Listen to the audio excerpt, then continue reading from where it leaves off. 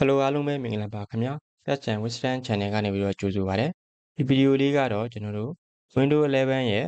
အသုံးဝင်ဆုံး feature 5ခုအကြောင်းကိုပြောပြပေးသွားမှာပဲဖြစ်ပါတယ်ခင်ဗျာအဲ့တော့ number 1အနေနဲ့ကျွန်တော်တို့ start menu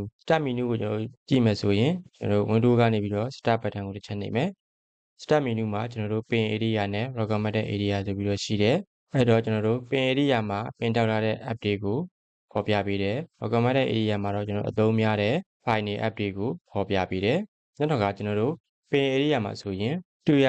app တွေကို folder အနေနဲ့စုထားလို့ရတယ်ဥပမာကျွန်တော်တို့ Microsoft Office ရဲ့ PowerPoint Excel Word ကိုကျွန်တော်က folder တစ်ခုတည်းထားခြင်းနဲ့ဒါဆိုရင်ကျွန်တော်တို့က mouse နဲ့ drag ဆွဲထည့်လိုက်ရုံပါပဲအဲ့တော့ကျွန်တော်တို့ဒီမှာ folder ဖြစ်သွားပြီအဲ့ folder ကိုကျွန်တော်တို့ကတစ်ချက်ထောက်လိုက်မယ်ဆိုရင်ဒီမှာ folder name ပေးလို့ရပါတယ်ဥပမာကျွန်တော်က Office လို့ပေးလိုက်မယ်ဒါဆိုရင် Office folder name နဲ့ပေါ်နေမှာဖြစ်ပါတယ်နောက်ကကျွန်တော်တို့ folder အနေနဲ့မထားခြင်းဘူးပြန်ခွဲထုတ်ခြင်းနဲ့ဆိုရင်ကျွန်တော်တို့က mouse နဲ့ဆွဲပြီးတော့ပြန်ထုတ်လိုက်ရုံပါပဲဒါဆိုရင်တစ်ခုတည်းပြန်ဖြစ်သွားမယ်ဒါကတော့ start menu ရဲ့ထူးခြားချက်ဖြစ်ပါတယ်နောက်တစ်ခုထူးခြားချက်အနေနဲ့ကျွန်တော်တို့ setting ထဲကိုဝင်လိုက်မယ် setting ထဲမှာ personalization ကိုသွားမယ် personalization ထဲမှာကျွန်တော်တို့ start ကိုနှိပ်မယ် start မှာဆိုရင်ကျွန်တော်တို့ဒီမှာ start menu ပုံစံ3ခုကိုတွေ့ရမှာဖြစ်တယ်အဲဒါကျွန်တော် more pin ဆိုရင်ကျွန်တော်တို့ pin area ကကျယ်လာပြီးတော့ app တွေကိုများများဖော်ပြပေးမယ် recommended area ကကျဉ်းသွားပြီးတော့ recommended area မှာရှိတဲ့ file တွေ app တွေကိုနည်းနည်းပဲဖော်ပြပေးမယ်အဲဒါကျွန်တော်တစ်ချက်လုပ်ကြည့်မယ်အဲကျွန်တော်တို့ start button ကိုနှိပ်မယ်ဒါဆိုရင် pin area ကကျယ်သွားမယ်ပြီးသွားရင် app တွေကိုများများဖော်ပြပေးမယ် recommended area ကကျဉ်းသွားမယ် app တွေ file တွေကိုနည်းနည်းပဲဖော်ပြပေးမယ်အဲ့တော့ကကျွန်တော်တို့ default pin area နဲ့ recommended area ကိုအညီအမျှဖော်ပြပေးမယ်အဲ့တော့ကျွန်တော်တို့ default ကိုနှိပ်မယ်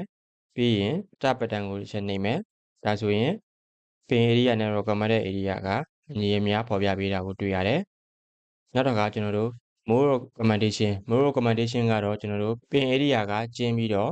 app တွေကိုနည်းနည်းဖော်ပြပေးမယ် recommended area ကကျယ်ပြီးတော့ app တွေ file တွေကိုများများဖော်ပြပေးမယ်အဲကျွန်တော်တစ်ချက်စမ်းကြည့်မယ် recommendation ကိုတစ်ချက်နှိပ်မယ်ပြီးရင် start button ကိုနှိပ်မယ်ဒါဆိုရင် pin area ကကျဉ်းသွားပြီးတော့ app တွေကိုနည်းနည်းပဲဖော်ပြပေးတယ်နောက်တော့ကကျွန်တော်တို့ recommended area ကကျယ်လာပြီးတော့ app တွေ file တွေကိုများများဖော်ပြပေးမယ်ဒါက start menu ရဲ့ထူးခြားချက်ဖြစ်ပါတယ်နံပါတ်2အနေနဲ့ကျွန်တော်တို့14ရောက်ကတော့ကျွန်တော်တို့ဘာလဲဆိုရင်ကျွန်တော်တို့ file explorer ကိုဖွင့်မယ်ပြီးသွားရင်ဒီကောင်လေးကို mouse နဲ့ drag ဆွဲပြီးတော့အပေါ်ကိုဆွဲတင်လိုက်မယ်ဒါဆိုရင်ဒီမှာ14ရောက်ပေါ်လာတယ်14ရောက်မှာကျွန်တော်တို့နှစ်ခုထားခြင်းနှစ်ခုရှင်ထားခြင်းလားတစ်ခုချင်းတစ်ခုအကျယ်ထားခြင်းလား3ခုထားခြင်းလား4ခုထားခြင်းလားဒီမှာထားလို့ရပါတယ်အဲ့တော့ကျွန်တော်ကဒီမှာနှစ်ခုနဲ့စမ်းပြမယ်ဒါဆိုရင်ကျွန်တော်ဖွင့်ထားတဲ့ Mozilla ရဲ့ Chrome ရဲ့ဒီနှစ်ခုရှိတယ်အဲ့ဒီခုမှာကျွန်တော်က Mozilla ထားခြင်းနဲ့ဆိုရင် Mozilla ကိုရွေးလိုက်မယ်ဒါဆိုရင်နှစ်ခုရှင်းပြပေးမှာဖြစ်တယ်နောက်ကကျွန်တော်တို့ဘယ်ကနေသွားရွေးလို့ရသေးလဲဆိုတော့ကျွန်တော်တို့ File Explorer ရဲ့ Minimize ရဲ့14ရောက်ရဲ့ Close button ရှိတယ်ကျွန်တော်တို့14ရောက်ကိုတစ်ချက် power over လုပ်လိုက်မယ်ဆိုရင်ကျွန်တော်တို့ desktop ရဲ့အပေါ်မှာတွေ့ရသလိုပဲနှစ်ခုလား3ခုလား4ခုလားဒီမှာသွားရွေးလို့လည်းရပါတယ်ဒါကတော့ကျွန်တော်တို့14ရောက်ဖြစ်ပါတယ်နံပါတ်3အနေနဲ့ကျွန်တော်တို့ secret start menu ကဘာကိုပြောတာလဲဆိုတော့ကျွန်တော်တို့ window button ကို right click ထောက်မယ်ဒါဆိုရင်ဒီမှာပေါ်လာတဲ့ menu တွေကိုကျွန်တော်တို့က secret start menu လို့ခေါ်တယ်အဲ့တော့ကျွန်တော်ဒီမှာဆိုရင်ကျွန်တော်တို့ install လုပ်ထားတဲ့ app တွေရှိမယ်အဲ့တော့ကျွန်တော်တို့ mobility center တွေရှိမယ် power option event viewer ကျွန်တော် system ဘိုင်းကိုသွားကြည့်မလားနောက်ကကျွန်တော်တို့ device manager ကိုသွားမလား network connection လား disk management လား computer management လားကျွန်တော် terminal ကိုမှကျွန်တော်တို့admin ရှိမယ်နောက်ကကျွန်တော်တို့ test manager ရှိမယ် setting ရှိမယ် file explorer ရှိမယ် search ရှိမယ် brand ရှိမယ်နောက်ကကျွန်တော်တို့ shutdown နဲ့ sign out shutdown or sign out မှာကျွန်တော်တို့ sign out လား select လားဒီမှာအလွယ်တကူသွားရွေးလို့ရတယ်နောက်က desktop ကိုပြန်သွားခြင်းလည်းရတယ်ကိုအသုံးပြုမဲ့ setting ကိုကျွန်တော်တို့အဆင့်ဆင့်သွားခေါ်နေကြမလို့ပဲနဲ့ဒီကနေပြီးတော့အလွယ်တကူခေါ်ပြီးတော့အသုံးပြုလို့ရမှာဖြစ်ပါတယ်နံပါတ်4 file explorer ကတော့ကျွန်တော်တို့ဘာတွေထူးခြားလဲ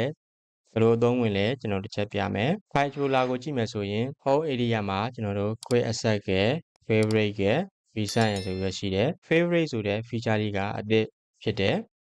အဲ့တော့ကျွန်တော်တို့ကိုယ်အသုံးများတဲ့ file တွေ app တွေ folder တွေကိုကျွန်တော်တို့ favorite စာရင်းထဲမှာထည့်ထားလို့ရပါတယ်အဲ့ဒါကျွန်တော်တစ်ချက်စမ်းပြမယ် ဒါကြောင့် CPT dashboard ဆိုတဲ့ပုံလေးကိုကျွန်တော်က favorite ထဲမှာထည့်ခြင်းနဲ့အဲ့လိုထည့်မယ်ဆိုရင်ကျွန်တော်တို့ CPT ကို right click ထောက်မယ်ပြီးသွားရင် add to favorite ကိုနှိပ်မယ်ဒါဆိုရင်ကျွန်တော်တို့ favorite list ထဲကိုရောက်သွားမှာဖြစ်တယ်အဲ့တော့ကျွန်တော်တို့ favorite list ထဲကိုရောက်လို့ဘာတွေထူးခြားသွားလဲဆိုရင်ကျွန်တော်တို့က file explorer ဖွင့်တိုင်းမှာသူတို့က tab 4အနေနဲ့ favorite စင်မှာပါနေမှာဖြစ်တယ် file ကိုသွားရွေးစရာမလိုဘူးဒီကနေပြီးတော့အလွယ်တကူပဲဖွင့်ပြီးတော့ edit လုပ်လို့ရမယ် save လုပ်ရမယ်ပြင်လို့ရမှာဖြစ်ပါတယ်အဲ့တော့ကကျွန်တော်တို့ဒီ favorite ကနေပြန်ဖြုတ်ချင်တယ်ဆိုရင်တော့ဒီ file ကိုပဲကျွန်တော်တို့ right click ထောက်မယ်ပြီးသွားရင် remove from favorite ကိုနှိပ်လိုက်ရင်ကျွန်တော်တို့ပြန်ပြုတ်သွားမှာဖြစ်တယ်နောက်တစ်ချက်အနေနဲ့ကျွန်တော်တို့ file explorer မှာကျွန်တော်တို့ text တွေအနေနဲ့အသုံးပြုလို့ရမှာဖြစ်ပါတယ်ကျွန်တော်တို့အရင် Windows တွေမှာတော့ file explorer ကဖွင့်ပြီးဆိုရင် file လမ်းကြောင်းတစ်ခုကိုပဲဖွင့်ထားလို့ရတယ်ဒီမှာဆိုရင်တော့ file လမ်းကြောင်းတော်တော်များများဖွင့်လို့ရတယ်အဲ့တော့ကျွန်တော်တို့ဒီမှာကျွန်တော်ကဥပမာ document လို့ရတဲ့ file လမ်းကြောင်းမှာကျွန်တော်ဖွင့်ထားတယ်နောက်ထပ် text ခုမှာကျွန်တော်က desktop ဆိုတဲ့ file လမ်းကြောင်းကိုကျွန်တော်ဖွင့်ထားမယ်နောက်ထပ် text တစ်ခုမှာကျွန်တော်က music ဆိုတဲ့ file လမ်းကြောင်းကိုကျွန်တော်ဖွင့်ထားမယ်ဒါဆိုရင်ကျွန်တော်တို့ file explorer တစ်ခုဖွင့်တာနဲ့ကျွန်တော်တို့ text တွေအများကြီးသုံးပြုလို့ရမှာဖြစ်တယ်ဒါကတော့ကျွန်တော်တို့ file explorer ဖြစ်ပါတယ်နံပါတ်5 multi desktop ကတော့ကျွန်တော်တို့ဘာလဲဆိုရင်ဒီ text bar ရဲ့အောက်ခြေမှာရှိပါတယ် text bar ရဲ့အောက်မှာ multi desktop icon လေးကိုကျွန်တော်တစ်ချက်နှိပ်မယ် desktop ထပ်တိုးခြင်းနဲ့ဆိုရင်ကျွန်တော်တို့အပေါင်းလေးကိုနှိပ်မယ်ဒါဆိုရင်ကျွန်တော် desktop 1 2 3ဖွင့်ထားတယ်အဲ့ဒါမှကျွန်တော်တို့ဒီ desktop 3ကိုကျွန်တော်က rename ပေးခြင်းနဲ့ဆိုရင်ကျွန်တော်က right click ထောက်မယ်ပြီးရင် rename ပေးမယ် test လို့ပေးလိုက်မယ်ပြီးသွားရင်ကျွန်တော်ကဒီမှာ emoji မျက်နှာအမူအရာလေးတွေကျွန်တော်ကထည့်ခြင်းသေးတယ်ဒါဆိုရင်ကျွန်တော်တို့ window key နဲ့ semicolon နဲ့ကိုနှိပ်မယ် emoji ပုံစံလေးတွေပေါ်လာမှာဖြစ်တယ်အဲ့ဒီတဲကမှကျွန်တော်ကတစ်ခုခုကိုသွားရွေးပြီးတော့အသုံးပြုလို့လည်းရပါတယ်ဒါဆိုရင်ဒီပုံစံလေးဖြစ်သွားမယ်နောက်တော့ကကျွန်တော်တို့ background လည်းချိန်လို့ရပါတယ်အဲ့တော့ကျွန်တော်တို့ desktop background ကိုဘယ်လိုချိန်မလဲဆိုရင်ကျွန်တော်တို့ဒီမှာ right click ထောက်ပြီးတော့ choose background ကိုကျွန်တော်တစ်ချက်နှိပ်မယ်ပြီးသွားရင်ဒီမှာကျွန်တော်တို့က background တစ်ခုကိုရွေးလိုက်မယ်ဒါဆိုရင်ကျွန်တော်တို့ background ချိန်တော့မှာဖြစ်တယ်အဲ့တော့ကျွန်တော်တို့ desktop 1နဲ့ခုနေရာဒီတိုင်းရှိမယ်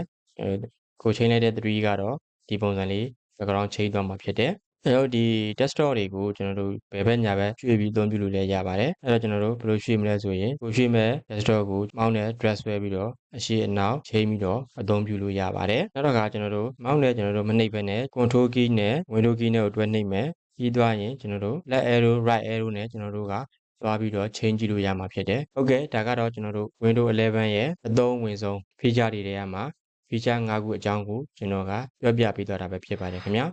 ကျွန်တော်ရဲ့ဗီဒီယိုလေးကဒီပညာကိုလေ့လာနေကြတဲ့ညီငယ်ညီမငယ်အကူအမတွေအတွက်